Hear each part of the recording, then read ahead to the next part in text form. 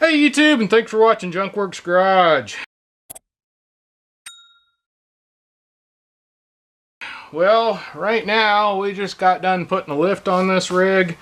We're gonna do brakes, and we're also doing the bushings. Definite problem with the bushings. If you want to see what that problem was, go check out that video. But regardless, right now to do everything, I need to start with pulling the brakes off, so that's where we're at. And we got two 1/2 inch, in my case, bolts right here and down here that need to come off. Now, before you get bored of watching this, there's something I'm going to do on this video I've never seen on any other video on YouTube, and I've watched quite a few just to see what people were putting out there. And I don't think this matters whether it's 2011 or the newer ones. They all seem to be very similar anyways as far as this part. You may have double piston and you may have pieces over the top, but pretty much this is all similar anyways, it appears. Regardless, we're going to go ahead and pull this off righty-tighty, lefty-loosey.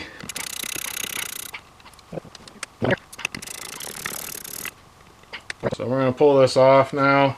If this is excessively tight for some reason and you can't get it to come off, back here is an adjustment you can adjust in and out and pull that out some, and that'll kind of loosen up on the actual amount of pressure this uses. So I'll show you that later at the end of this. We'll be adjusting this, and quite honestly, these are not that bad. I probably could get away with just keeping on going with them, but I got a new set. I want to test them out. They're just cheapy Amazon ones. They seem to fit fine, but they don't have a whole lot more meat than what is on these, to be honest. So regardless, we're going to test them out. I'm going to actually keep these in my rig for if I have a problem with these ones or something happens, I'll have a spare set of brake pads I can throw on here. Now, normally I wouldn't just leave this stuff dangling, but I need it kind of dangling to do the next part I need, and these aren't that heavy. Everybody pretty much lets them dangle, so I'm going to. Right off the bat, I realized something when I was putting these away, because like I said, they're good, well, like I'll say in the video anyway, they're good enough to keep and have as backups if I have any problems with the new ones. But something that I didn't notice in those packages is there's definitely a difference between the front and the back, and I just overlooked it in the package, unfortunately. And since you got a 50-50 chance of getting it right, I did just that. I have one right on the front and one right on the back, so I'm going to have to pull apart both sides, figure out which one's right and which one's wrong, and pull it all back apart and replace the ones that I did wrong. But since I didn't know, maybe you don't know, they're definitely different from front to back, and I believe that's just because the front does have a double piston. So we're back with the brakes here. I got this C-clamp here that I'm going to use to push the piston up a little bit here. Just gently. Don't need a reef on this thing at all. This just kind of, I don't even know, I've seen people do it without doing this. It just looks kind of like a pain in the butt.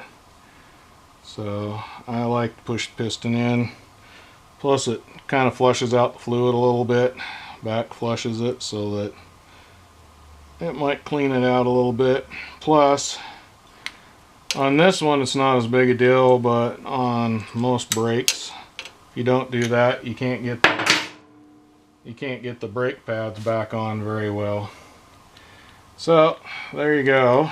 So then one of these sides has a little rubber plug, and one has a metal plug here that we'll deal with later. But for right now, you push back on that pin right there and forward on this side, the one with the rubber plug. You can pop these out. And like I said, these are in good shape. I'm going to keep them for just in case down the road purposes.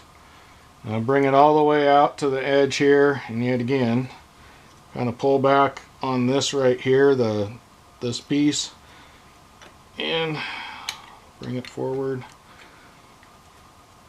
It's kind of a pain in the butt, but it'll go. I don't know why this one's being harder. Alright.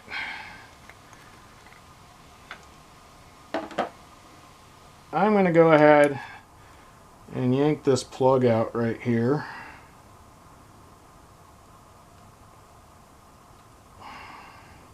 Just a little tiny thing here. Set that to the side. Don't lose it. Yeah, that's a 5mm Allen head in mine there. And then you should be able to pull this all the way out. Now one side, the rubber piece here, all that junk, you might be able to push it out. I'm not going to worry about it. I'll clean it on there. But this side, the rubber piece actually will come off of here. So I'm going to take that out, kind of clean it out as well, and set that to the side. You don't see this a lot in video, and I don't know why, but you don't. Anyway, and then I'm going to take brake clean and clean all this up.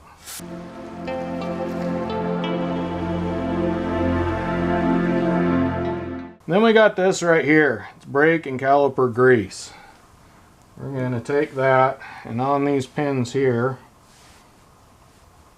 actually, before we do that, I'm going to go ahead, pull this pan over here. I'm going to go ahead and shoot some brake clean just down in there. And I'm also going to shoot a little bit up in here. Yet again, we got a rubber boot, but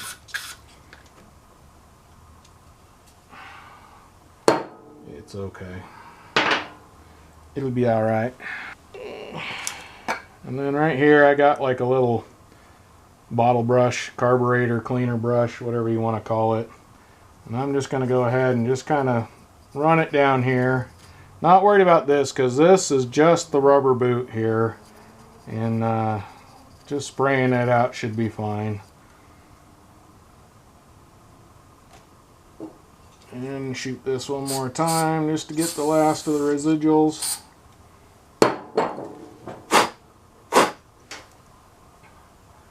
And while that's drying, we are going to go ahead and take a little bit of this brake and caliper grease, and I'm just going to lather some right on here. And let's see here.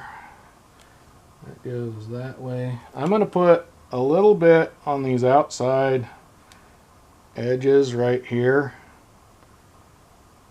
just for the brake pads to ride on, but be careful with that. You don't want to get that on your brakes or on your caliper or anything like that. And then, let's see, I need to get a little bit more on here. This is probably borderline too much, but I don't want to stick my fingers in it. Alright, and then that, whoop. Then we got to put the boot back on, so make sure which side the boot goes on. That'll go on there, and there is like a little thing that this kind of rides around. So I'm going to get dirty here. And this isn't just your regular old bearing grease. It is a special type of grease, so I would strongly recommend not throwing bearing grease on here. Then we're going to get that into the boot there and into the hole here. I hope. There we go. And then that, push it in there real good. You might have to help it.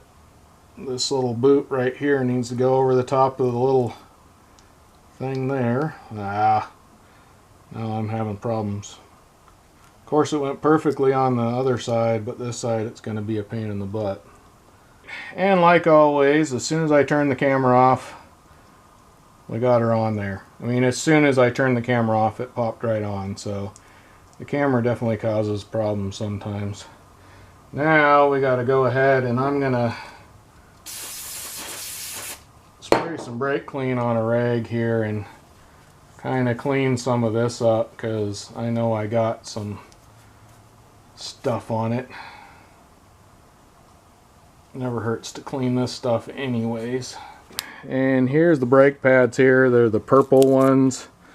I don't know. I got them off Amazon. I lost a bunch of my stuff on my computer that showed me prices and things. So if I can find it, I'll put a price on there. Otherwise, just some of the cheaper ones. These weren't the cheapest ones. These were some cheaper ones that got decent reviews, so that's why I went with these. Plus they're purple, so they kind of match my rig. Not that that really matters. So we're going to pull that off of there. Careful trying not to get anything on the brake pads from here on out.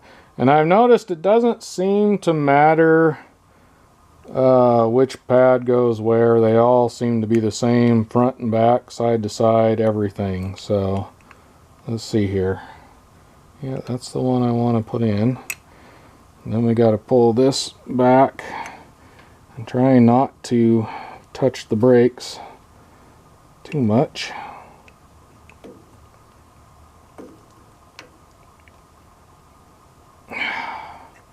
But I always fail miserably.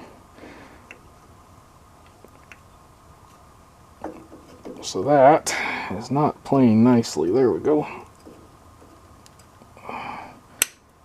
Okay, there's that one. This is not a very good design for brakes, to neither keeping them clean nor in putting them on. This one's not so bad because you aren't fighting against that. So there we go. Now those are on. There's still one more part though, so don't get rid of me yet. So now I got a brand new clean rag here. And I'm going to put some brake clean on here.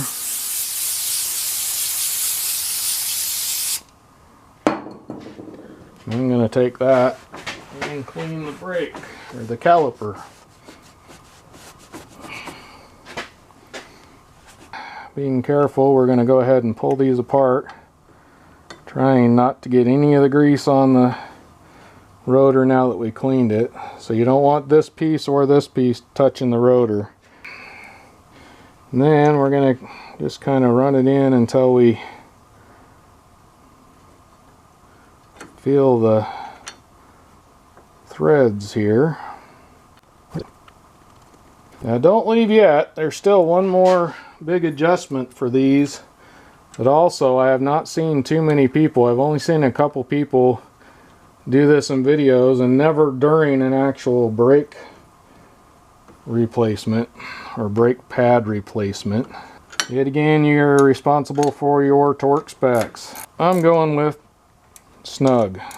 Well, I'm in the front here, and I'm going to throw this in because so far everything still looks pretty much the same, but to take this off is actually a 15 millimeter for some reason instead of 1/2 inch like or 13 millimeter. Whatever the back one is. It'll work either way, but regardless, this will be a 15 millimeter. So that is one difference from the front to the back, at least on mine. Also, everybody says to get to this top bolt you have to take this out. I have gotten that out without taking this out. Whether or not it's worth it to spend the time using an end wrench to get that out of there is up to you. And from the front here, there's a couple things I wanted to talk about. First, if you get this up and around and put it up here, it's easier to work on.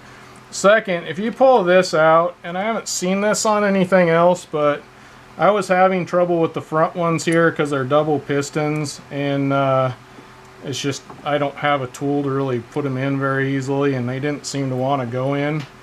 But I'm taking these all the way out here. These plugs on the back that adjust the brakes. But regardless, if you take that one out right there, see these, okay, this one actually, surprisingly, is good. This right here, I'm hoping you can see this. You can pull on this and actually bring it down quite a ways. Now this is the first one out of all of them that's done this, where it's actually riding freely in here. And that's why I grease up inside here, unlike what a lot of people do. But if yours is really stuck, I actually took my C-clamp and clamped that on there and kind of pushed this in, which clutch helped it kind of start moving like this, and then it's a lot easier to get your brakes off by doing that. So if you're having trouble getting your brakes off, take that out and push this down as far as you can. Everything else, except for the fact you got 2 pistons, is exactly the same as the back, so I'm not going to really go through everything. This piece right here is a little bit harder to get up and around all this, but if you mess with it long enough, you can get it fairly easily. Yet again, there you go. I mean, I pretty much did it on camera, but you got to kind of mess with it until it comes off. So there you go, now you know. Another side note here for the front end, I got this on here and it was just too tight. Like, I could barely get it on, and I thought, well, I'll be able to adjust it, and I wasn't able to adjust it. It turned out I needed to push these pistons in a little more, so I ended up with a C-clamp going this way and a C-clamp going that way, so I could fit it the way I needed it, and slowly, just side by side, evenly push that caliper in a little bit there, so, or the pistons in there. So, because this one is a double piston on the front, I think I've already talked about that, but that's why I needed 2 C-clamps to do it. Tried it with one, it did not work. So there you go, now you know. So now we got this little adjuster pin or grub screw looking thing. We're going to stick that back in there. You don't really have to take it out all the way, but I just wanted to show you you can. And I'm going to just put a couple turns in there. So now that I got that grub screw in, I'm going to go and apply the brakes a few times, and then we'll do the adjustment from there.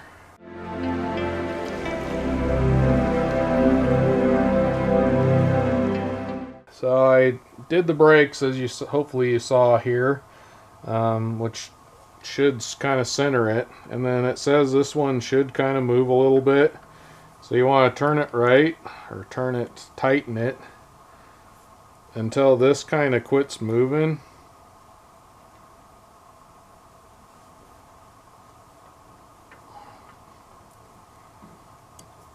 This is according to the book anyway.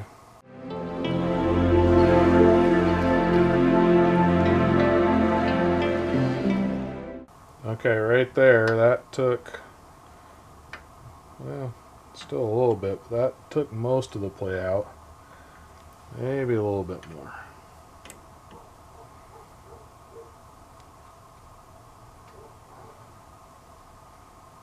Okay, and then it says turn it back half a turn, which I'm going to, yeah.